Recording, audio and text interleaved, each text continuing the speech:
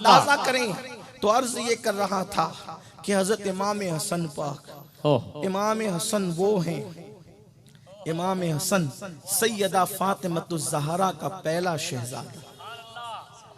जब इनकी आमद हुई तो हुजूर अलैहिस्सलाम ने इनको भी घुट्टी अपनी जबान चुसा कर दी। इनके कानों में हुजूर अलैहिस्सलाम ने अजान पढ़ी और इनको अपनी गोद में लिया, सीने से लगाया। और अल्लाह के हबीब अक्सर फरमाते थे, हसन मेरे जैसा है, हसन का हुस्न मेरे जैसा। सरकार फरमाते, और बुखारी शरीफ की हदीस है, इमाम हसन चेहरे के एतबार से मुशाबे थे अल्लाह के रसूल, तस्वीर मुस्तफ़ा थे इमाम हसन मुजतबा। और सूरत भी उनकी हुजूर अलैहिस्सलाम के मुशाबे थी और सीरत भी हुजूर के मुशाबे थी। सुभान अल्लाह। इमाम हसन पाक तो कितने सखी थे। एक मर्तबा एक देहाती आया, बात उनकी सखावत की, एक देहाती आया और देहाती आकर के कहने लगा मैं बहुत परेशान हूँ, बस परेशान हूँ इतना कहा, आपने फौरन उठाकर 10,000 दीनार,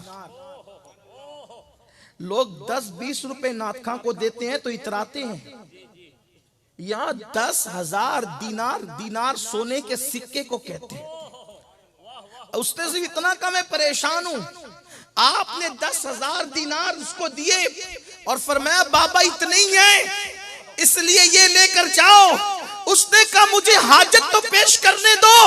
फरमाया हमारे यहाँ हाजत पेश करने से पहले भीख अता कर दी जाती है। वाह वाह वाह वाह वाह, नाराए तकबीर, नाराए रिसालत, खानदान अहले बैत, नाराए हैदरी।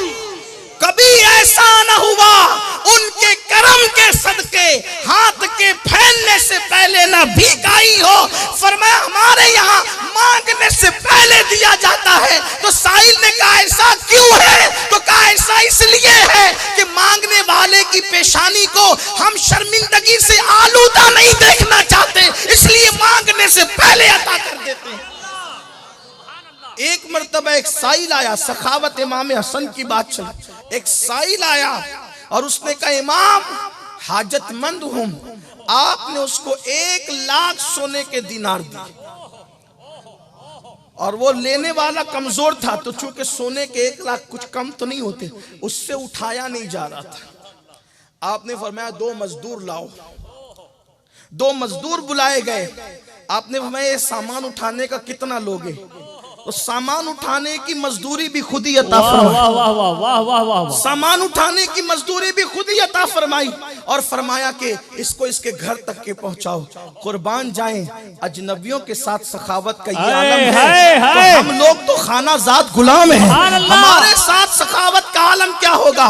अल्लाह अकबर। मेरे प्यारे आका सल्लल्लाहु अलैहि वसल्लम के प्यारे दीवानों, इमाम हसन मुजतबा, सखावत और सब्र कैसा।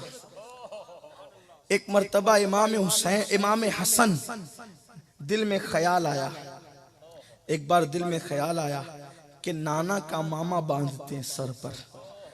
तो अल्लाह के रसूल अलैहिस्सलाम, कभी कभी इंसान के दिल में ख्याल आता है कि चलो आज कुछ थोड़ा सजते हैं।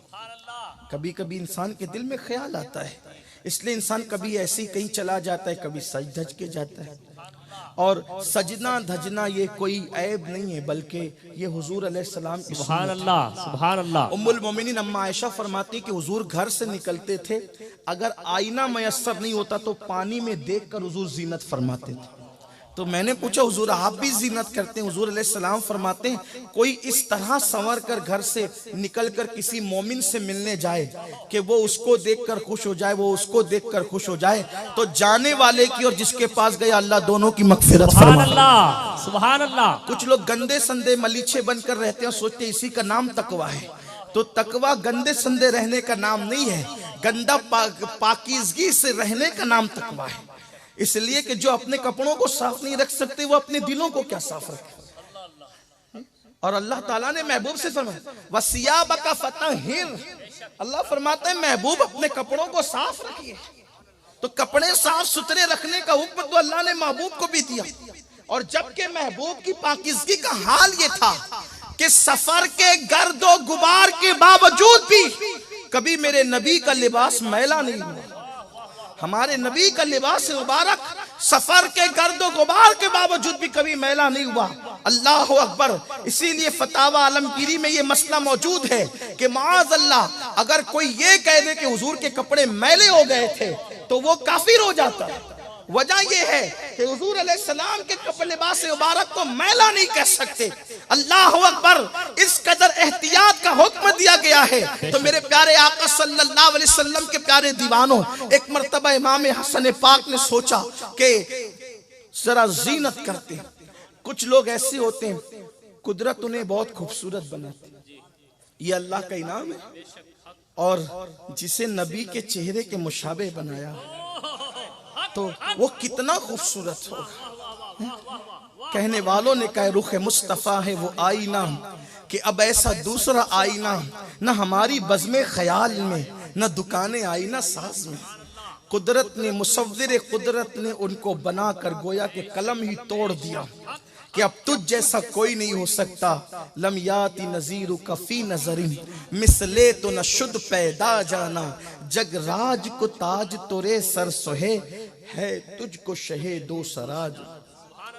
चेहरे भी बोलते हैं, चेहरे बोलते हैं, और जिन्हें चेहरे पढ़ना आता है वो कभी धोखा नहीं खाते। चेहरे बोलते हैं, ये मुस्तकिल एक इल्म है। शेखुल इस्लाम अल्लामा अनवारुल्लाह फारूकी हैदराबादी रहमतुल्लाह अलैह ने इसका जिक्र अपनी किताबों में फरमाया, बड़ी तफसील से फरमाया। चेहरे बोलते हैं। लेकिन आपको बताऊं, जब चेहरे की बात आई तो अल्लाह तबारक व तआला ने महबूब को चेहरा कैसा दिया था। वो चेहरा भी कुछ बोल रहा था। और जश्न आला हजरत मनाने वालों, आला हजरत की किताब से मैं आपके सामने पेश करूं शहर मुस्तफ़ा क्या बोलता था। माहिरीन मौसमियात का दावा है कि जब 14वीं का चांद निकलता है तो 14वीं के चांद को बद्र कहते हैं। क्या कहते हैं? बद्र। ये बड़ी बात है कि चांद एक है, उसके नाम मुख्तलिफ है। जब हिलाल कहेंगे तो वो पतला सा चांद होगा, है ना। जब कमर कहेंगे तो वो आम चांद होगा, और जब बद्र कामिल कहेंगे तो वो पूरा चांद होगा। तो हुजूर अलैहिस्सलाम के गुलामों, माहिरीन मौसमियात का कहना यह है कि जब चांद 14वीं का निकलता है तो उसके इर्द गिर्द सियाह बादलों का एक हल्का और हाला बनता है। तो उस हाले को देख करके माहिरीन मौसमियात कहते हैं कि जब बद्र कामिल 14वीं रात के चांद के इर्द गिर्द सियाह बादलों का हाला बने तो रहमत वाली बरसात होती है, फायदेमंद बरसात होती है, नुकसान नहीं होता उस बारिश में। अब आला हजरत माहिरीन मौसमियात की इस थेरी पर अपने नबी के चेहरे की शान यूं बयान करते हैं। लका बदरुन वजहिल अजमल खत हाले माह जुल्फ अब्र अजल तोरे चंदन चंद्रो पुरो कुंडल रहमत की भरन बरसा जा। सुभान अल्लाह। कि हुजूर अलैहिस्सलाम का जो चेहरा था, जो हुजूर का चेहरा था वो 14वीं रात के चांद की तरह था। हुजूर का चेहरा 14वीं रात के चांद की तरह गोल था, और जो दाढ़ी थी हुजूर की वो बादलों की तरह सियाह हाला बनी हुई थी। तो चांद के गिर्द जब हाला बनता है तो फिर बरसात रहमत ही की होती है। तो कहते हैं आपका चेहरा 14वीं रात के चांद की तरह है, आपकी दाढ़ी जो है वो सियाह हाले की तरह है, और आपकी जुल्फे अबरे करम की तरह है। तोरे चंदन चंद्र पुरो कुंडल रहमत की भरन बरसा जा। सुभान अल्लाह। नाराए तकबीर, नाराए रिसालत, सरकार की आमद, इश्क मोहब्बत, इश्क मोहब्बत। वैसे भी माहिरीन नफ्सियात कहते हैं गोल चेहरे वाले बड़े बामुरव्वत होते हैं, गोल चेहरे वाले बड़े बामुरव्वत होते हैं, बड़े बावफा होते हैं। कुर्बान जाए अल्लाह ने महबूब का चेहरा गोल बना। किसी ने नात कही और नात में कहा कि हुजूर का चेहरा तो हिंदुस्तान की तलवार की तरह है। उसको कहा कि ऐसा ना कहा करो, इसलिए कि तलवारें तो लंबूतरी होती है। कहा यूं कहो कि हुजूर का चेहरा 14वीं रात के चांद की तरह। लेकिन ये तो सिर्फ कहने की बात है, ये तो सिर्फ कहने की बात है। वल्लाह चांद कह के भी हमारा जी नहीं भरता, इसलिए कि चांद की औकात क्या है। चांद चांद कैसे चमकता है, तो इमाम अहले सुन्नत कहते हैं नूर की खैरात लेने दौड़ते हैं महरुमा, उठती है कि शान से गर्दे सवारी वहां। आपकी जब सवारी चलती है तो उससे जो गर्द उठती है तो चांद और सूरज आकर के दामन फैलाकर खड़े होते हैं, और वो धूल मिलती है तो चांद और सूरज को चमकने का शऊर नसीब होता है। नारे तकबीर, नारे रिसालत, सरकार की आमद। ये तो सिर्फ कहने कहलाने की बात है, ये तो सिर्फ तशबीह और इस्तिआरे की बात है, लेकिन अल्लाह अकबर। और बल्कि एक मकाम पे कहते हैं ये जो महरो माह पर इतलाक आता नूर का, भी तेरे नाम की है इस्तिआरा नूर का। तो इमाम हसन पाक ने एक दिन सोचा कि मैं आज कुछ जीनत करूं, और जीनत कैसे की? हम जीनतें करते हैं तो साबुन से मुंह धोते हैं, हम जीनतें करते हैं तो फेस वॉश का इस्तेमाल करते हैं।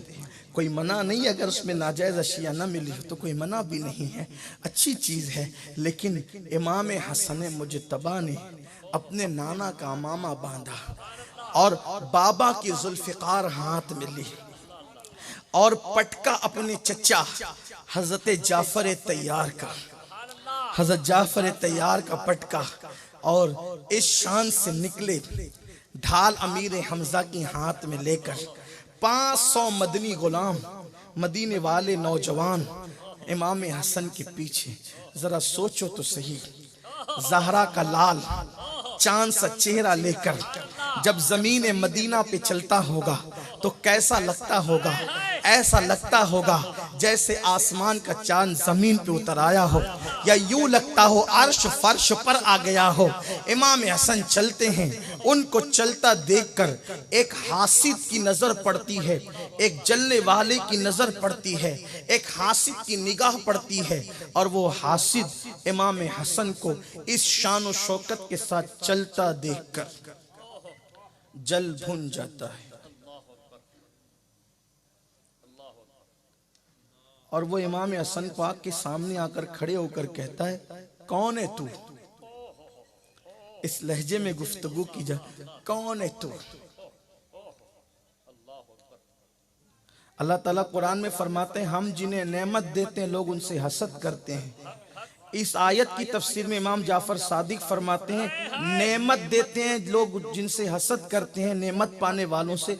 वो नेमत पाने वाले कौन है? वो हम अहले बैत हैं। इमाम जाफर सादिक कहते हैं वो हम अहले बैत है, इसीलिए लोग हमसे हसद करते हैं। इमाम जाफर सादिक का कौल है, आप उठा करके तफसीर देखें। अल्लाह अकबर।